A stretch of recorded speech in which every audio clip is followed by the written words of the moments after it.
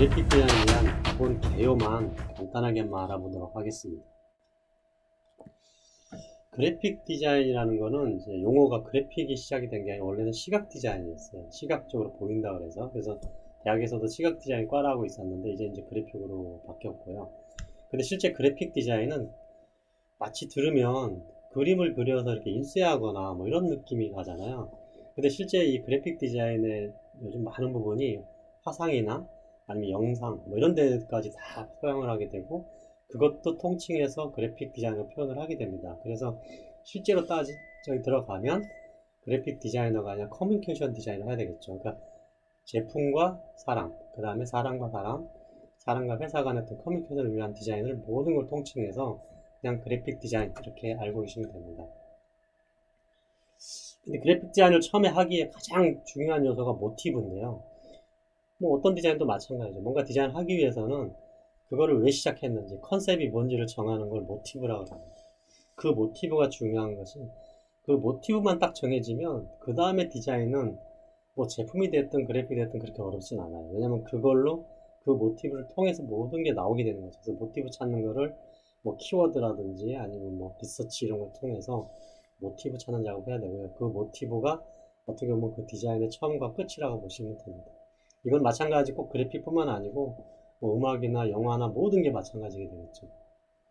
그래서 모티브라는 게 가장 중요하고, 자, 하나 사례를 들으면 이제 수원시의 로고가 있는데요. 로고 딱 보시면 어떤 느낌이 드세요? 성이 하나 있고 앞에 이렇게 물이 흐르듯이 라인이 하나 있잖아요. 근데 그게 모티브가 뭘까? 이 디자이너는 이제 그런 생각을 했을 거예요. 수원시의 로고를 만드는데 수원을 대표적인 모티브를 뭘로 잡을까를 고민했을 겁니다. 그러다 보니까 수원성이 생각이 났고, 수원성이 수원을 대표적으로 하는 상징이구나. 그 다음에 성만 딱 있으면은 뭐 파리의 성, 뭐 아니면 동대문 다 똑같아지잖아요. 그래서 그거에 차별화를 주기 위해서 그 옆에 있는 서북동심에 이렇게 무르르듯한 성벽, 이걸 이용을 한 거죠. 그건 상당히 좋은 아이디어라고 봐요. 단순하게 이 성과 이 물결 같은 라인을 이용해서 수원시의 마크가 만들어지고, 거기에 그 컬러도 적용시켰던 걸 보는 건데, 이런 것들이 모티브가 되는 거고, 이 모티브를 통해서 심벌 마크나 로고나 아니면 회사 이미지를 다 결정하게 되겠죠. 자, 그러면 그 다음에 중요한 게 색깔입니다. 컬러가 얼마나 중요하냐면, 우리가 지금 삼성을 떠올리면 어떤 느낌이 드세요? 파란색이 딱 떠오르잖아요.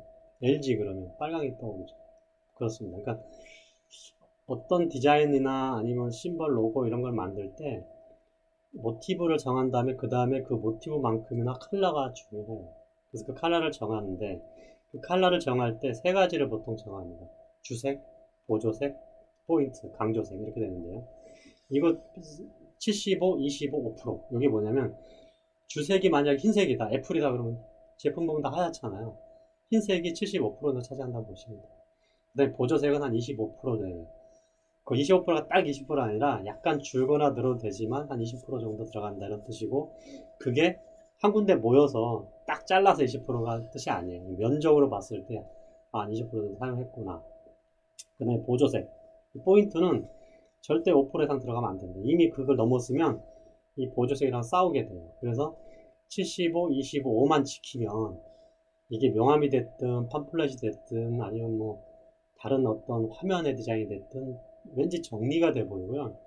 그리고 그 디자인이 좀 거슬리지 않는 그런 것까지는 갈 수가 있습니다. 그래서 컬러를 쓸 때는 주색, 보조색, 강조색 저 포인트를 해야 된다.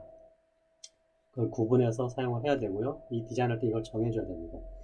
근데 컬러에는 이제 의미가 다 있죠. 컬러 테라피가 요즘에 한참 유행하고 있죠. 그 컬러를 가지고 그 사람의 어떤 심리도 파악하고 미래까지 점을 친다고 하더라고요. 저는 이제 그거는 믿을 수가 없어요. 근데 하여튼 그 컬러를 좋아하면 그 사람의 성격이 드러나는 겁니다.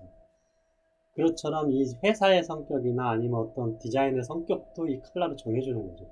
흰색이면 어떻습니까? 백인민족이면 왠지 착해 보이고, 그 다음에 순수해 보이고, 웨딩드레스 뭐 신부 같고 이렇잖아요. 깨끗하고. 그래서 뭐 깨끗한 어떤 정수기 이런 거 할 때 다 하얀색을 많이 쓰게 되겠죠. 회색은 최근에 많이 사용합니다. 옛날에 회색 잘 안 썼는데 허리뭉텅하다 그랬는데, 최근에는 약간 안정적이고, 특히나 이제 IT 업체나 의료기 업체들이 회색을 많이 씁니다. 그러면 왠지 좀 뭐랄까, 이렇게 좀 차분하고, 그 다음에 좀 뭐야, 안정적인 느낌을 많이 주게 되죠. 그 다음에 검정색은 강합니다.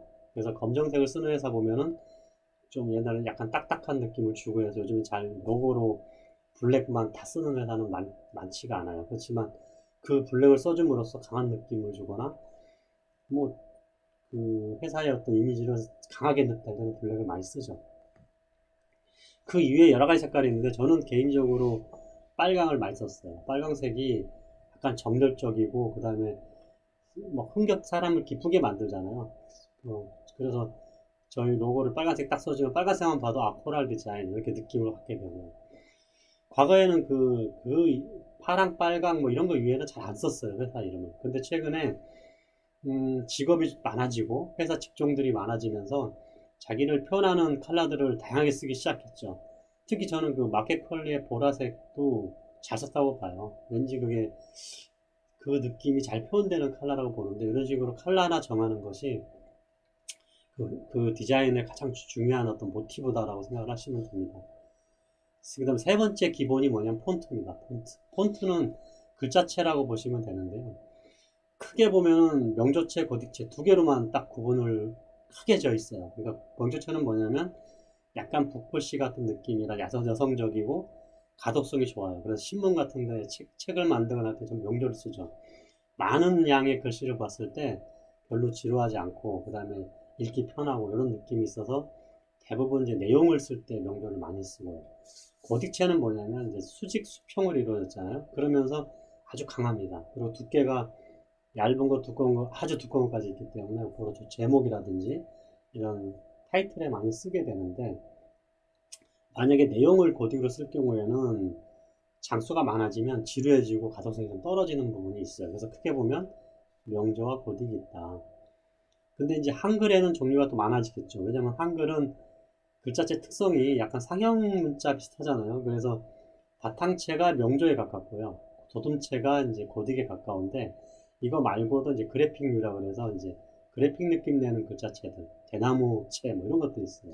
그 다음에 굴림체는 고딕체에서 모서리를 라운드를 좀 줘서 좀 부드럽게 만든 거고 필사체는 사람이 막 글자를 쓰는 방식이에요. 펜으로 쓰거나 붓으로 쓰거나 아니면 뭐 매직으로 쓰거나 이런 것들이 이제 글자체를 필사체류라고 그러고 류라고 쓰는 이유가 종류가 많습니다. 아마 폰트 찾아보시면 한 수백 개 정도는 될 겁니다.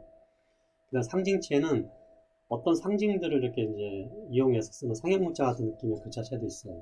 아마 찾아보시면 재밌는 것들이 많고 그 다음에 고전체는 붓글씨, 옛날 글자체, 뭐 옛체 뭐 이런 것들이 있는데 여기서 주의할 게 내가 어떤 디자인을 하건 뭐 아니면 로고를 만들건 명함을 하더라도 그냥 명조와 고딕을 사용하시는 게 가장 그냥 평범합니다. 편안합니다. 그냥 평범하다기보다는 그리고 호불호가 별로 안 가리고 자 그럼 디자인에 들어가면 그 다음에 할 일이 뭐냐면 아이덴티티입니다. BI, CI, DA는 I가 아이덴티티라는 뜻이에요. 왜 CD 이렇게 해서 CI, 뭐 컴퍼니 디자인 이렇게 하지 않았을까? 그건 왜냐면 디자인을 하는 게 아니라 아이덴티티를 한다는 뜻을 갖고 있어요. 아이덴티티 뜻은 두 가지가 의미가 있는데 하나는 차별합니다. 아이덴티티라는 뜻에서 차별화시키겠다. 다른 회사랑 차별화시키겠다. 아니면 다른 어떤 작품이랑 차별화하겠다. 그 다음에 또 하나의 아이덴티티 뜻은 통일성입니다. 한 번에 어떤 컨셉을 정하면 그것들을 반복적으로 사용을 해서 내 어떤 특성을 알리겠다는 뜻을 가지고 있어서 D가 I가 붙는 겁니다. 그래서 우리가 뭐 브랜드 디자인 이렇게 안 하고 브랜드 아이덴티티 하는 이유가 있습니다. 자, 그러면 그 안에 이제 어떤 요소가 있냐면 처음에 심벌이겠죠. 마크입니다, 마크. 심벌의 가장 중요한 건 뭐겠어요? 아까 처음에 얘기한 모티브와 컬러겠죠. 모티브를 잘 잡아서 디자인해서 컬러를 적용하면 이게 심벌이 되는 거고요. 두 번째는 로고 타입인데 어떤 상호나 이런 것들을 이제 타이포, 뒤에 타이포가 있잖아요. 그게 글자체란 뜻이에요.